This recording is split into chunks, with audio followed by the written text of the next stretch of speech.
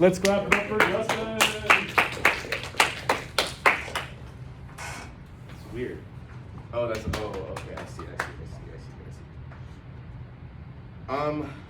So I don't think I'm the only person here who struggled with digital media last year, like not just with the pandemic, but just in general, but mostly in the pandemic, when we were in those last couple weeks of school.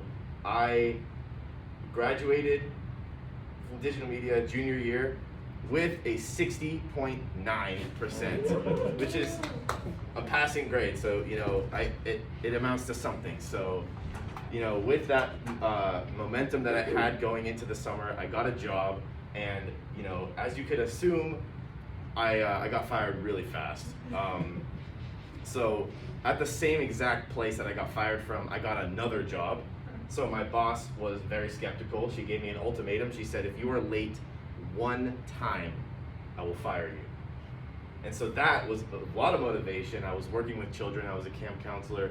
So I got a lot of motivation, and I actually powered up, and I really showed up for work every day, and I did it. And then senior year rolls around, and I guess you guys can probably tell from this project right here, I lost all of that momentum, and I fell all the way back down, and I was again struggling to complete assignments for digital media, English, film, everything. So here I am performing this live with my phone in my hand so I can remember what I wrote down. So I often don't know how many times to say hello to people in one day. If I go to my class in first period and you're in my class, I will say hello. I say graciously, I say, oh my goodness, so good to see you, hello. But then I see you again in fifth period. Do I give you that gracious hello? It takes so much of my time. Do I need to use my time out of my day to say hello to you again? I'm just gonna ignore you, and I'll say hello to you again the next time I see you tomorrow, okay? Just give me some time. I'm not like, you know, a hello type of guy, you know? I just will say it once in a day, and I'll leave it at that. So you guys know I'm in film, right?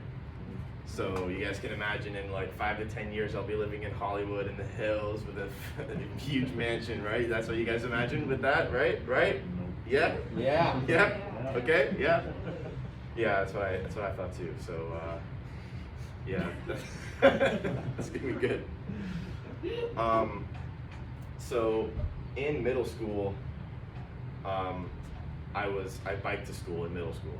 So one day I biked to school and I got to class, and at the end of class I got back to my bike, and my back tire had been, I don't know if it was slashed or what happened, but it was flat. So I had my cell phone in my pocket, I had friends at school, but I also had my own grit and a lot of determination. So I hitched my bike up onto my shoulder and I walked 1.5 miles home with my bike on my shoulder.